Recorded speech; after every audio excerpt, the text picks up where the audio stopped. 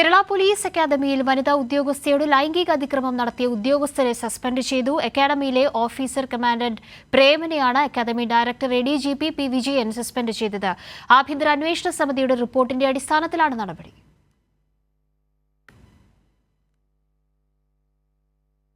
വനിതാ ഉദ്യോഗസ്ഥ നൽകിയ ലൈംഗികാതിക്രമ പരാതിയിൽ ഓഫീസർ കമാൻഡന്റ് പ്രേമനെയാണ് Kerala police academy director ADGP P. Vijayan suspend ചെയ്തത്. വനിതാ ഓഫീസർമാരുടെ നേതൃത്വത്തിലുള്ള ആഭ്യന്തര അന്വേഷണ സമിതി നൽകിയ റിപ്പോർട്ടിന്റെ അടിസ്ഥാനത്തിലാണ് നടപടി. പരാതിയിൽ വസ്തുതയുണ്ടെന്ന് ആഭ്യന്തര അന്വേഷണ സമിതി കണ്ടെത്തി. അക്കാദമി ഡയറക്ടർക്ക് സമർപ്പിച്ച റിപ്പോർട്ട് തുടർ നടപടികൾക്കായി വിയ്യൂർ പോലീസിന് കൈമാറി. കമാൻഡന്റ് ഓഫീസർക്കെതിരെ ഉദ്യോഗസ്ഥ നൽകിയ പരാതി അക്കാദമി നേരത്തെ വിയ്യൂർ പോലീസിന് കൈമാറിയിരുന്നു. ഇതിന്റെ അടിസ്ഥാനത്തിൽ ഓഫീസർക്കെതിരെ വിയ്യൂർ പോലീസ് കേസെടുക്കുകയും ചെയ്തു. സംഭവം അറിഞ്ഞയുടൻ തന്നെ അക്കാദമി ഡയറക്ടർ പരാതിക്കാരിയിൽ നിന്നും രേഖാമൂലം പരാതി എഴുതി വാങ്ങുകയായിരുന്നു. തുടർന്നാണ് ആഭ്യന്തര അന്വേഷണത്തിന് ഉത്തരവിട്ടത്.